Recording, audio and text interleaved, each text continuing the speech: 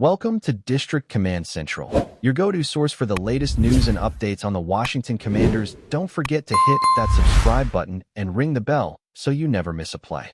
The Washington Commanders are heading into what should be an exciting time, the beginning of training camp in Ashburn, Virginia. But instead, they're facing a frustrating and unexpected issue that has nothing to do with injuries, coaching changes, or on-field drama.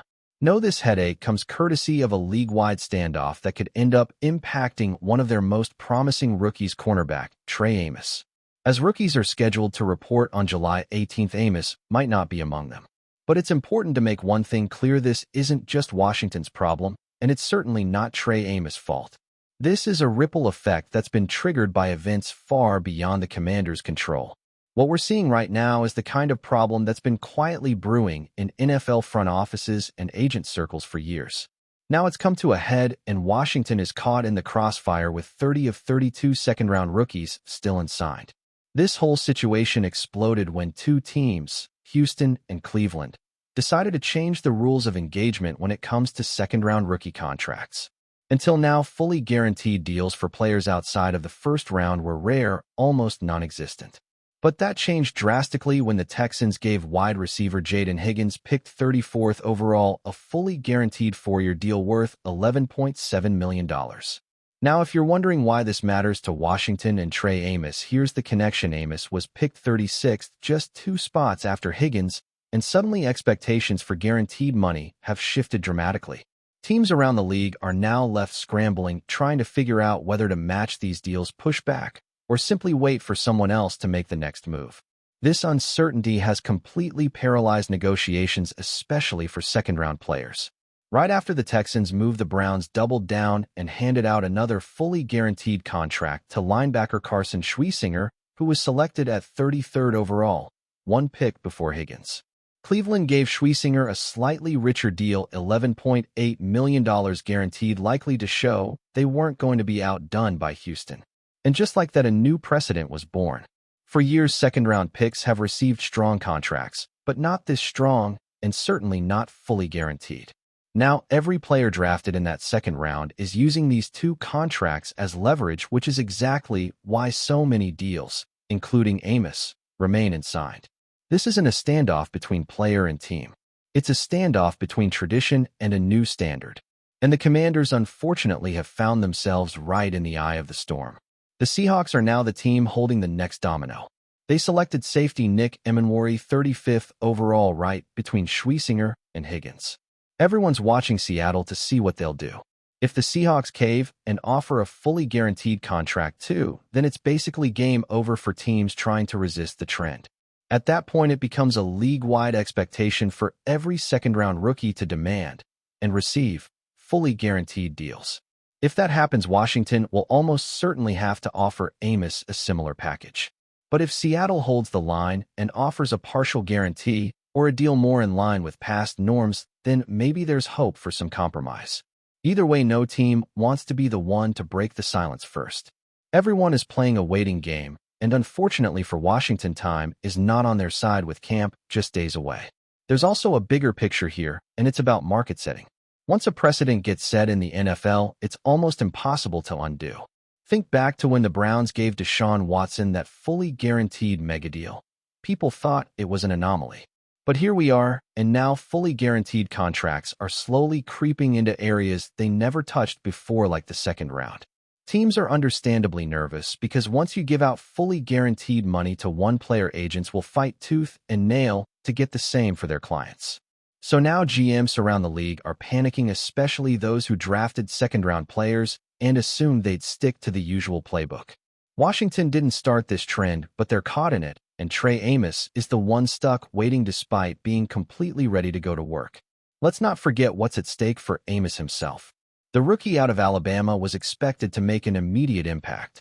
He's got length, speed, and ball skills that project well on the outside, and the Commanders had plans for him to start opposite Marshawn Lattimore. He's not some developmental project. They're counting on him. And now with this contract mess unfolding, his entire offseason could get disrupted. He can't risk showing up without a contract because one freak injury could derail his entire rookie deal. At the same time, he's probably itching to hit the field, learn the defense, and prove himself. It's a brutal position to be in, and all because two other teams decided to break from tradition.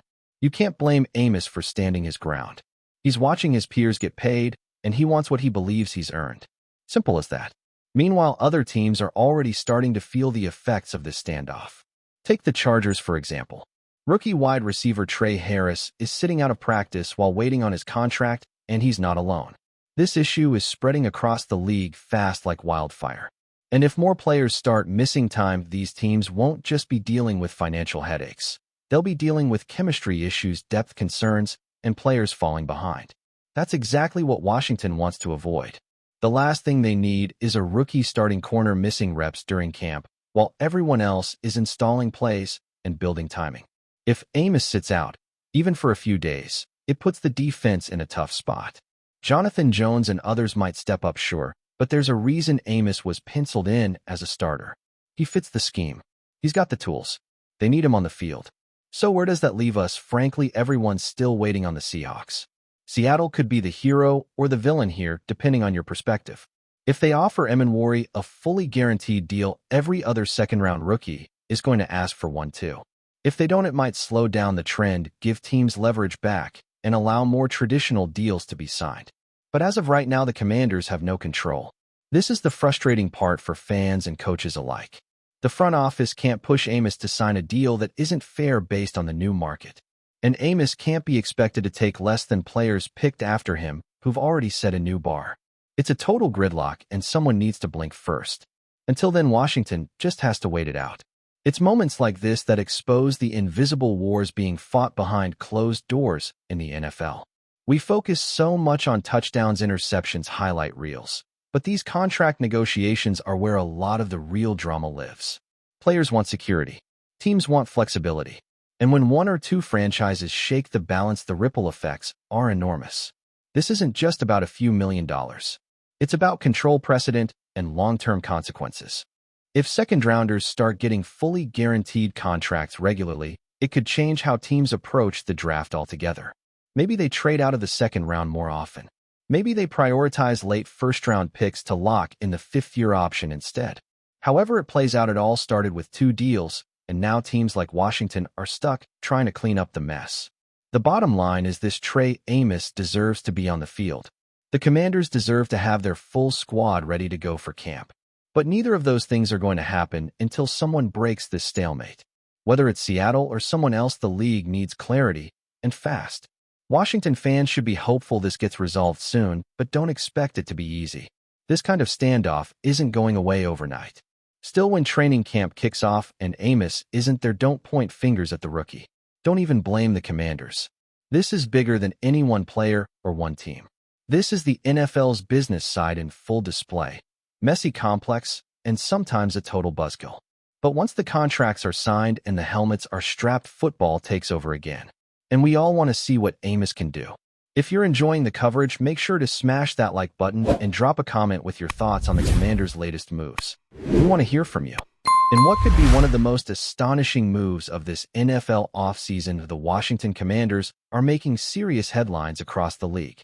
There's a loud rumor buzzing all over the sports world. The franchise has reportedly handed star wide receiver Terry McLaurin a jaw-dropping contract extension that could reach the 750 million Brazilian reals mark. Yes, that's in Brazilian reais, locking him in until the year 2030.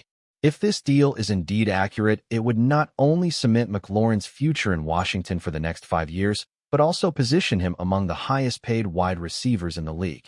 While the official confirmation is still under wraps, insiders are whispering that the numbers involved in this deal are nothing short of historic.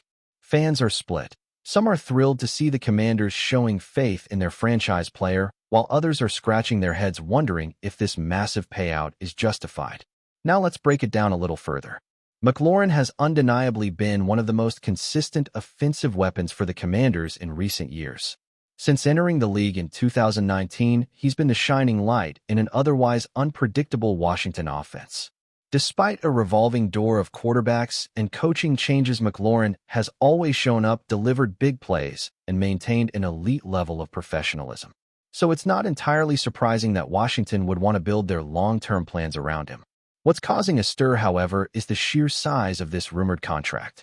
750 million Brazilian reals, that's roughly 135 million US dollars, is an eye-popping figure that places him in the same conversation as the likes of Tyreek Hill, Devontae Adams, and Justin Jefferson.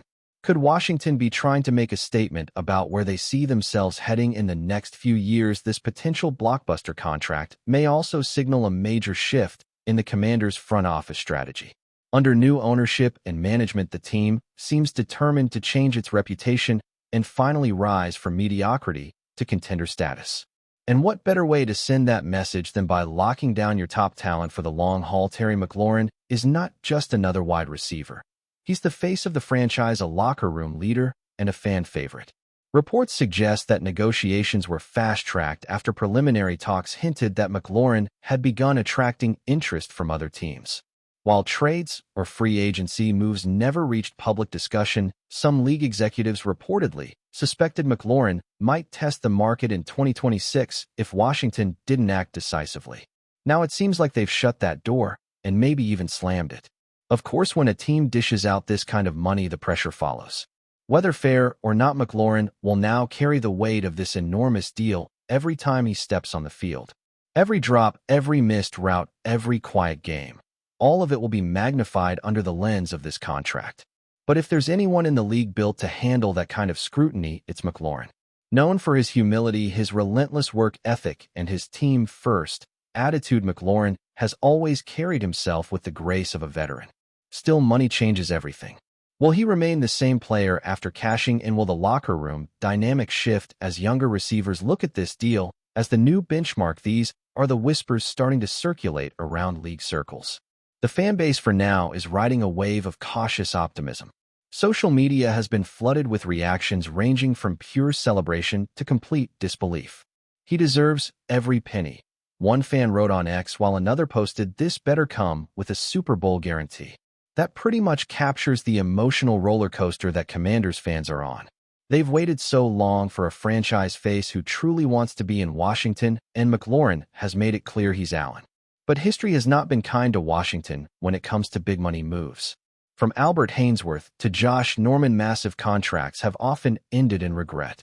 So the question becomes, is this the exception to the rule, or just another expensive gamble? NFL analysts are already beginning to dissect the rumored terms. Some insiders claim the deal includes upwards of 300 million Brazilian reals in guaranteed money with performance bonuses that could push the total even higher. There's talk of no-trade clauses, incentive structures, and even leadership bonuses tied to off-field conduct. That would make this one of the most player-friendly deals in recent NFL history. If true, it shows just how committed Washington is to not just keeping McLaurin, but empowering him. That's a bold shift from the franchise's previous reputation of being stingy, slow-moving, and dysfunctional at the negotiation table. Could this be the start of a new era in Washington, both culturally and competitively? Meanwhile, around the league, other GMs are reportedly annoyed, or perhaps envious, of the standard this deal might set. Wide receivers are already commanding enormous salaries, but if McLaurin, who has never cracked the All-Pro team, is pulling in over $130 million, what happens when a player like Ja'Marr Chase or CeeDee Lamb hits free agency? The ripple effect could be massive. Some executives fear this will lead to contract inflation that smaller market teams simply can't match. And that raises a philosophical debate: is paying top dollar for loyalty and consistency smarter than gambling on raw talent and upside? Washington seems to have made their choice. Now we wait to see how the rest of the league responds. And let's not forget how this impacts the Commanders' salary cap flexibility moving forward. With this mega deal in place, Washington will have to be very strategic about their next moves. They've got holes to fill on both sides of the ball and a young quarterback room that needs stability and veteran leadership. Locking down McLaurin gives them that leadership, no doubt, but it also means they'll have to hit on some of their draft picks and find value in free agency. They can't afford more expensive flops. This deal tells us Washington is Allen on building around McLaurin, but it also raises the stakes for every other personnel decision they make between now and 2030. In the locker room, reactions to the deal have reportedly been positive, though some sources say there's a new energy, a mix of admiration and curiosity. Younger players see McLaurin as the blueprint, and veterans know what this kind of deal means. The tone has shifted. One anonymous player reportedly told a beat reporter, "This makes us all believe something bigger is coming." Whether that something is a playoff push, a deep postseason run, or just a cultural transformation remains to be seen. But there's no denying that this move, this rumored 750 million Brazilian reals commitment, has jolted the entire organization. Sometimes one decision can change everything, for better or worse. So now all eyes are on Terry McLaurin. The city of Washington, the NFC East, and frankly the entire NFL world will be watching closely to see how he performs under this newfound pressure. Will he rise to the occasion and lead the Commanders to glory, or will this bold investment become another cautionary tale in the high-stakes world of professional football? Time will tell. But if the rumors are true, if the ink has already dried on a deal worth 750 million Brazilian reals, then one thing is certain: Washington isn't playing around anymore. They've put their chips on the table, they've made their bet, and now they're counting on number 17 to carry them all the way. Let the McLaurin era truly begin. Thanks for tuning into District Command Central. Make sure to subscribe and follow us for all the Commanders news you need. Until next time, keep the faith and hail to the Commanders.